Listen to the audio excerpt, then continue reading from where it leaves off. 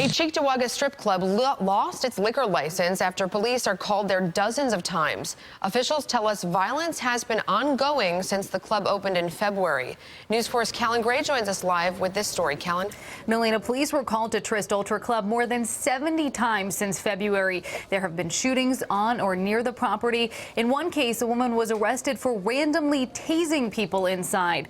This morning, there was a hearing with the State Liquor Authority Board, and before all of the crimes could even be described, the board interrupted, said it heard enough, and suspended the club's liquor license. The most recent incident happened on November 26th. Cheektowaga police say 6 people at the strip club were arrested after there were a number of fights. In one case, a vehicle sped through the parking lot, hitting people after they claimed someone pointed a gun at their vehicle. That was also the night the woman brought in the taser. The SLA brought 3 charges against the club, saying there is a continuing pattern of noise, disturbance, misconduct, or disorder, which adversely affects the health, welfare, or safety of inhabitants of the area. It, quote, has resulted in the licensed premises becoming a focal point for police attention, and, quote, the licensee has failed to exercise adequate supervision over the conduct of the business. All cause to get rid of that license. Assistant Police Chief Jim Spire tells us problems have been getting worse there. It was getting to the point where, something had to be done and somebody was going to get killed there. And we're just fortunate that nobody was more seriously injured. Sitting outside of Buffalo, New York, this gentleman's club would never open again after this emergency shutdown in 2017. Built in 1999 as Mademoiselle Folie Bergère, it would be the largest adult entertainment club in Western New York's region, advertising 50 dancers, the area's largest draft beer selection, and a $5 weekday lunch buffet.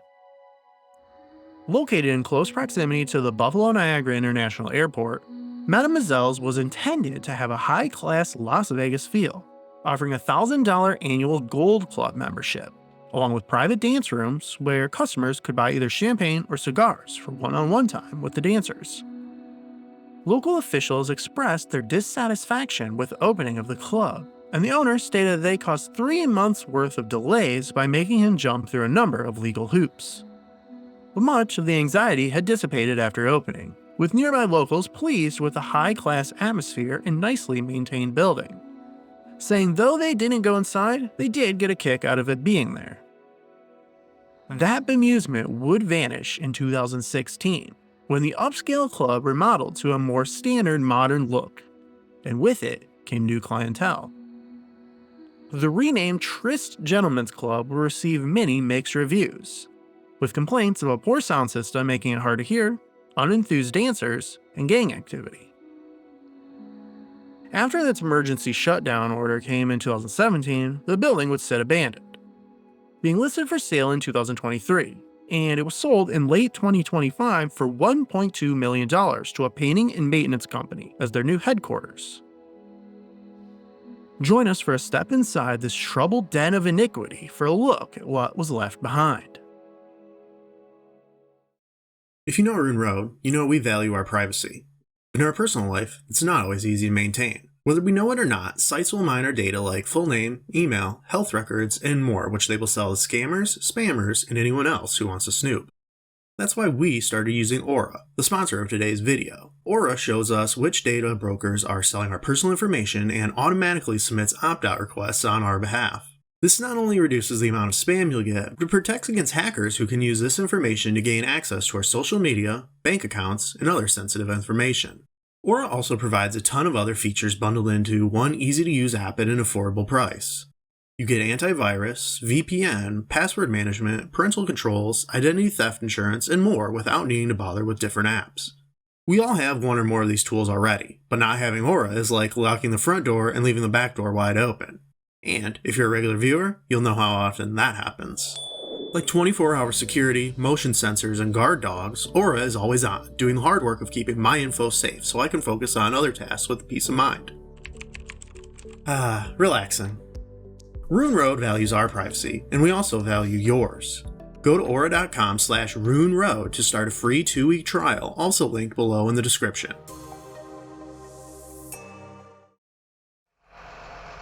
Is that like anything in particular design? I cannot tell. I don't know if it used to be something on it. I think it was, because there's like a trident. So I think it was some sort of like sea thing. Which would make sense with her.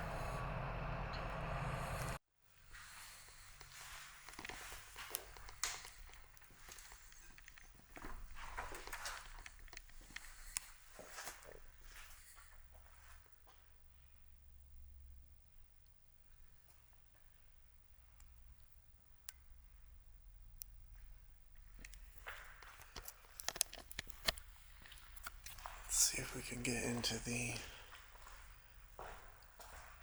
Yeah, here's the office.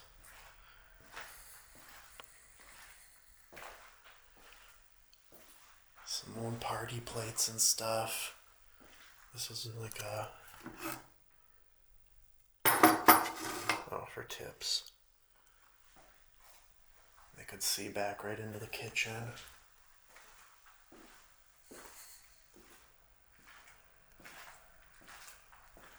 And then back up to the bar.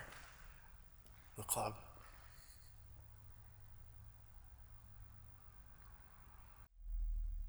Stinky kitchen. Here's extremely hot.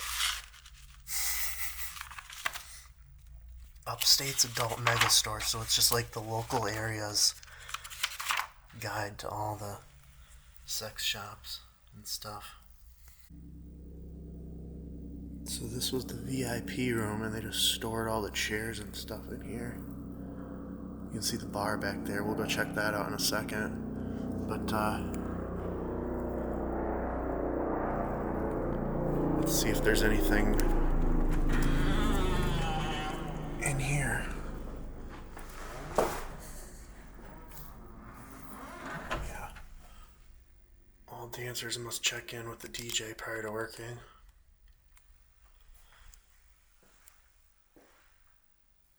Yeah, I don't think... Well, there could have been things that were put on here. Well, that's just like a light. And those were... Was that just lights? Yeah, there must have been lighting and stuff in here. I don't know.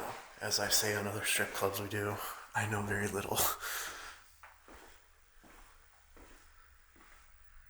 And then this was the back workers area. Here are their lockers. Some X's. Those were probably for her nipples. Some beer cans in these. Well, it's a beer bottle. I don't know how to speak. Oh, here's a card for the place. Don't be offended. You stand out in a crowd. Yeah, here was like their changing room and stuff. With one little thing left. Oh, yeah, here they took stuff down. This was some sort of a sign for their thing. And then these were glass panes of ladies of the evening. Papers. Files. God. I wonder if these were the people that worked here. I know I'm overexposed right now, but I can't show any.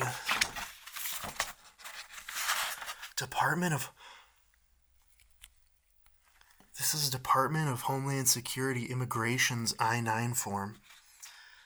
So yeah, they got their social security and stuff and everything. And yeah, here's her, it's the back of it, you can't see it. Here's her driver's license. Here's her name. Here's her stripping name. All this stuff is still here. So here, all dancers must work one Monday, Wednesday, day, night for a Friday, Saturday night. Here's some of his shoes. And then here was like their schedule board so they could see who was working. I don't know. Those aren't the days. It says like combo lock, no lock.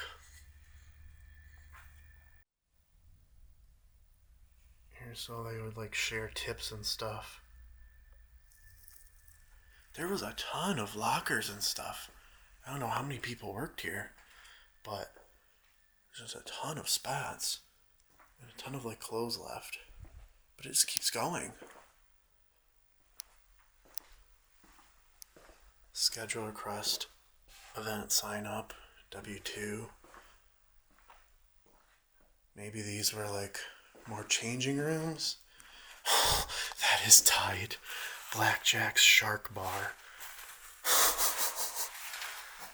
Curling iron. Here's like a sport jacket. Dance rotation.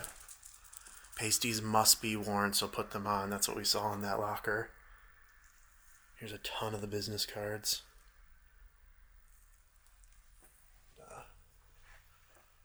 Here's the November top VIP list. This is how much they are making. So that means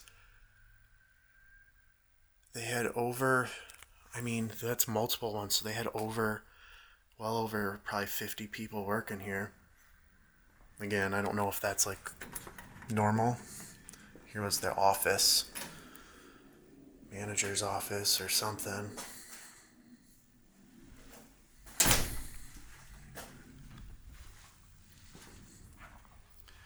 This was back a stage. This was the DJ here.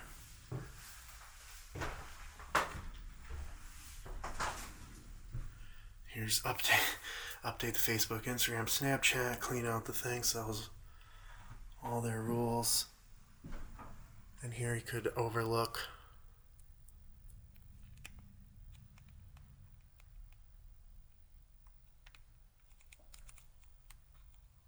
have a little peek into the club.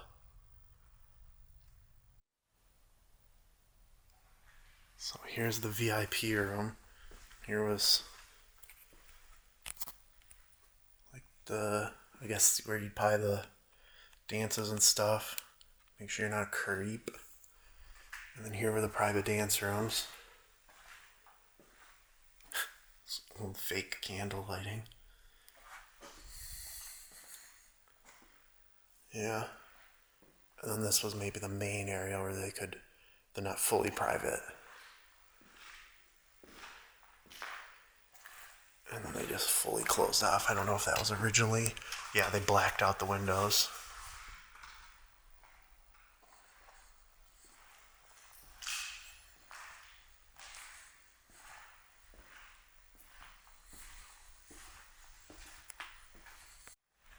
And then here's the main stage. Kind of a plastic cover. Poles. This was a big stage, honestly. And here's where the girls would come on. Still some shoes left. Yeah, stage entrance.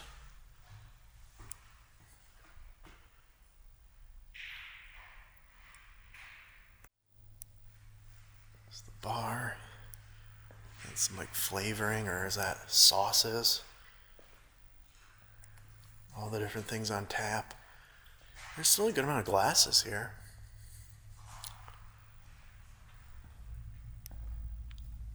It's the back area. There's some vacuums.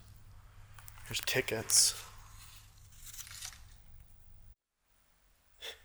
They even had their logo on the floor here.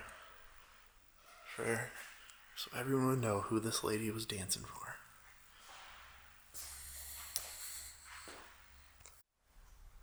Okay, here's the VIP room with its own private dancer.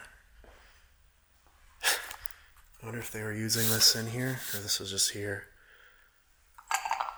Glasses. Oh, here's their menu.